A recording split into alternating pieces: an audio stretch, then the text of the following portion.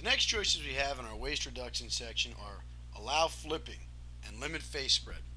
Allow flipping means as before we had the ability to take all pieces with faces up, or we can check this button to keep all pieces faces down.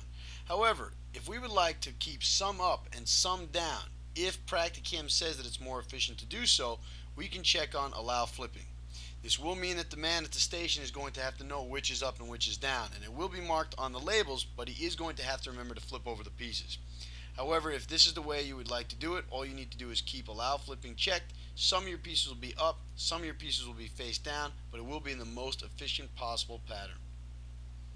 Your next choice here is limit face spread, and you have a value. Imagine we were to nest a job with 100 pieces of duct, and let's say it took 20 sheets to nest this pieces of duct. We might not want one part of a 4-part transition on sheet 1 and the fourth part of a 4-part transition on sheet 10.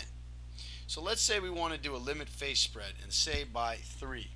What this would do is if we had a 4-part transition, PractiCAM would make sure it nested it so that all 4 parts would never be further than 3 sheets away.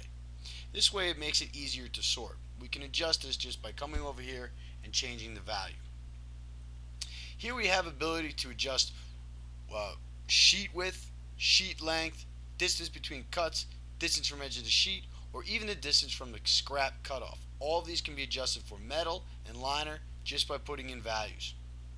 We have options to move your torch to the cutter settings or however it's set in your controller, a 0 position we set for you, or we can just tell it to retain its position immediately after it's done cutting. It is completely up to you. Our last choices in the bottom are optimized torch path and coil cutoff. What optimized torch path does is when you are working inside fabrication, PractiCAM will minimize these red lines or the free travel of the machine. It'll calculate the cut path that cuts this particular layout in the fastest possible fashion. If we uncheck it, it'll just cut it in order. This is really meant for high production shops. Coil cutoff, if we click on coil up here, just means that if we have a coil feeding onto the plasma, we can have the plasma cut off that line exactly at the sheet size we need for the items we're trying to nest, and we can do that sheet by sheet. If we're not working with coil, we'll just keep that unchecked for now. This will conclude our tutorial on the preparation section inside PractiCAM.